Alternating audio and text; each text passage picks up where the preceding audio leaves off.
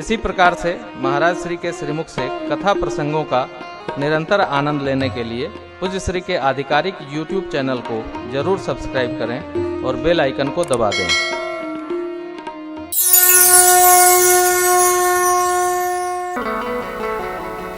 एक दो क्वेश्चन आए हैं, बड़े प्यारे हैं, सुनिए।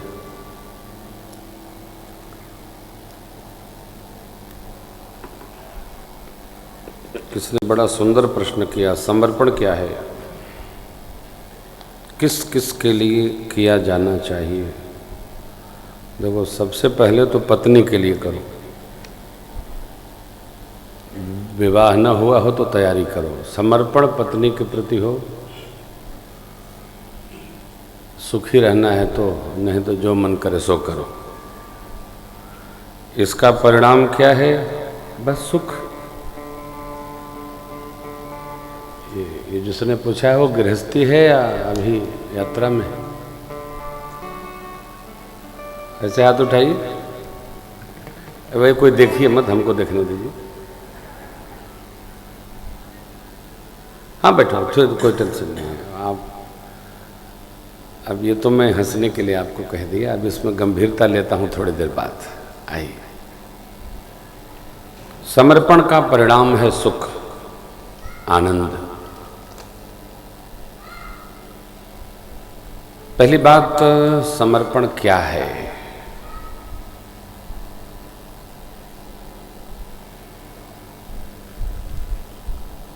समर्पण शक्कर है।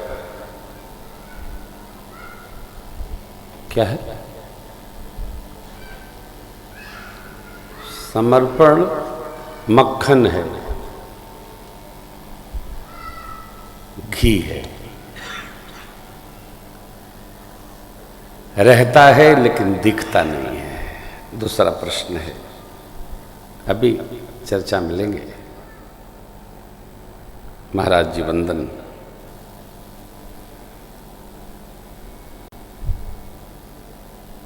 राम कथा की प्रशंसा की है किसी ने।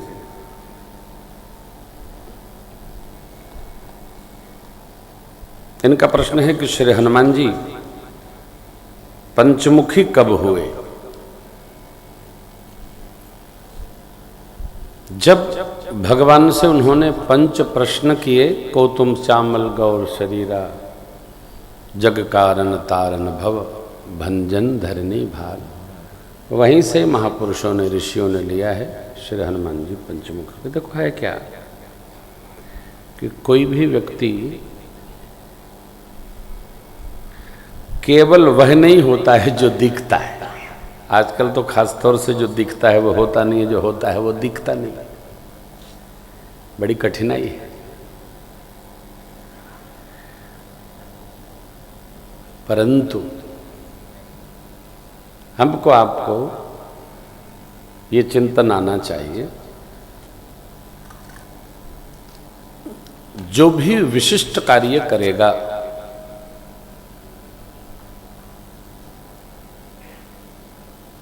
उसके अनेक मुख हो जाएंगे। बस एक बात का स्मरण सर्वकाल बना के रखना चाहिए कि एक मुख से कई तरह की बात न हो।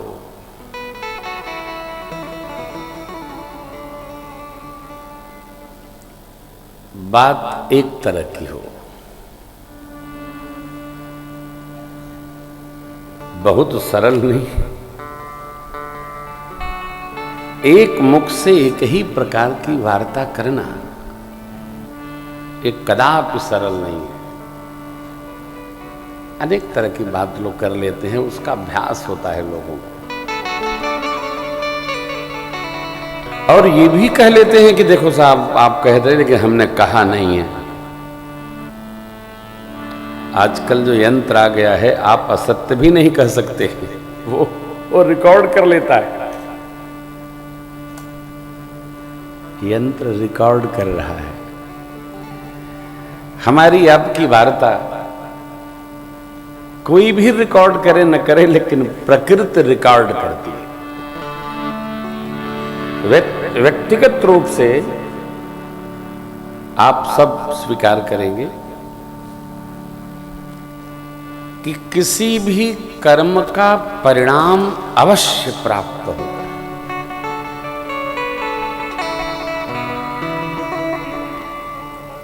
वैसे ये घटना है कि हम आप कलयुग में जी रहे हैं।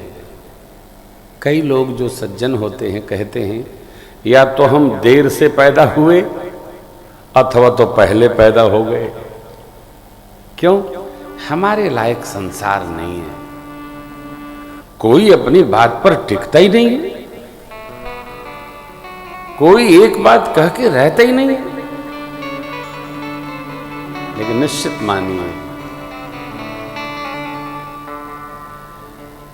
युग भले कल का हो, परंतु व्यवहार आज भी सतयुग त्रेता का ही चलता है। द्वापर में भगवान श्री कृष्ण ने धर्म युद्ध ठनवाया नहीं, कौरवों ने ठनवा दिया। अंत में भगवान कृष्ण ने दुर्योधन से जब पूछा, इतना मना किया माने नहीं, ऐसा क्यों किया? तो महाभारत का अंतिम चरण है, दुर्योधन कहता है, कृष्ण द्रौपदी के चीर को आपने बढ़ाया, लाक्षागृह से पांडवों को आपने बचाया, नारायणी सेना लेकर इतनी बड़ी विशाल यंत्र एकत्र करके समस्त सेना को मरवाकर पांडवों को आपने बचाया, और अब चलती का समय है तो कहते हो युद्ध मैंने कराया। मैंने कुछ नहीं कराया, तुमने जो सोचा वही हुआ, मैंने कुछ नहीं कराया। हम तो जीत ही गए थे, हम कहां हारे थे? द्यूत क्रीड़ा में जीता। पहले दिन ही अर्जुन का रथ भस्म हो गया था, आपने बचाया। तो आप कहते हो महाभारत हमने कराया।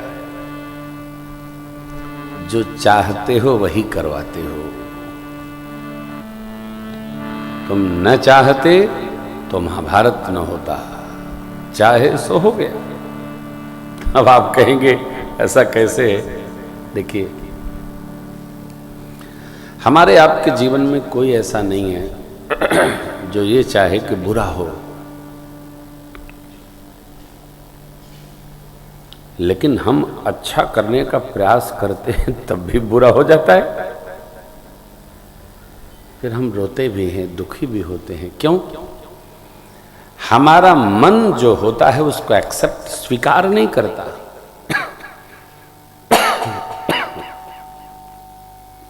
यदि स्वीकार कर ले तो हम सुखी हो जाएंगे।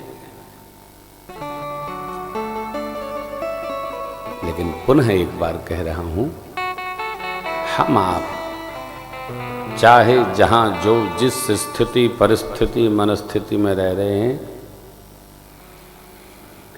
युगों में कोई अंतर नहीं होता।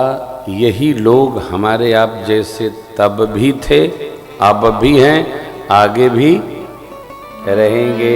लोग बदलने वाले नहीं है, लोगों का मन मस्तिष्क विचार विकार ये बदलता रहता है।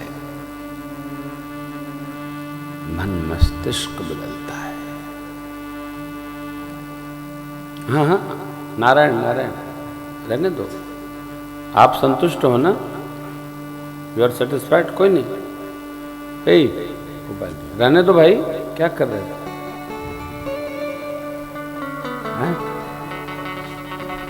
पब्लिक की तरफ लगा रहे? पहले कहां थे तुम लोग? किसका? अब जो उड़ गया सो उड़ गया, अब कुछ नहीं। कोई खतरा हो जाए तो लेने के देने पड़े। चलो, जो उड़ गया उसको उड़ने दो। आप में से जिसको फोटो खिंचवाना हो बीच में बैठ जाओ जाके, नहीं तो बैठे रहो, क्या करना है। बढ़िया। जिसके कमर में दर्द हो वही कुर्सी पर बैठे, कमर में दर्द ना हो तो नीचे बैठिए। कथा नीचे बैठ के सुनी जाती है, कुर्सी पर बैठ के नहीं सुनी जाती। केवल बीमारी के लिए सब नियम है कि भाई शरीर, देखो जबरन बीमार पड़ोगे तो बीमारी की आदत पड़ जाएगी। हम तो कभी नहीं सुनते, आपने देखा होगा, कहीं भी जाते सुनते नहीं। यदि शरीर साथ दे रहा हो तो इसको जितना आप आराम देंगे उतने बीमार होता चला जाएगा। गांव में आज भी व्याधि आती है, लोग दवा नहीं खाते, अरे ठीक है बीमारी का तो काम है, आना जाना लगे रहे, बट अच्छा नहीं है। शरीर साथ दे तो थोड़ा इसको जितना साधे रहिएगा सदा रहेगा। मैं तो भैया ये जानते हैं ना आप, ये कभी भी छोड़ सकता है, संकोच नहीं करता। कल हम आप स्मरण कर रहे थे प्रभु गुरुदेव भगवान के सानिध्य में सिद्धाश्रम बक्सर पधारे। प्रातःकाल प्रभु ने निवेदन किया तो गुरुदेव भगवान ने यज्ञ प्रारंभ किया। यज्ञ होने लगा। सुबह हमारी उत्पात करने पधारे, बिना फर का सर साधे। फर बाण के ऊपर लगता है, मारीच को मारे वो दूर जाकर गिरा 100 योजन पार। सुबह को अग्निबाण मार के भगवान ने विध्वंस किया। लक्ष्मण जी महाराज ने निशाचरी सेना का संहार किया। यज्ञ संपन्न हुआ।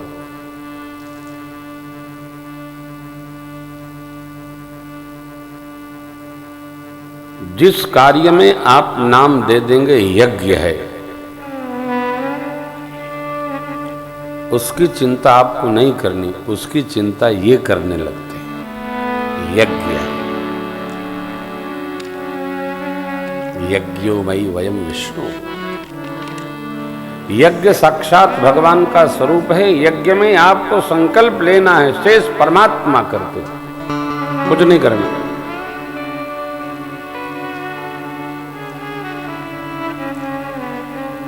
यज्ञ में भगवत प्रतिष्ठा है और वहां भगवान की टेक है। किसका कार्य है? तो भगवान का कार्य है।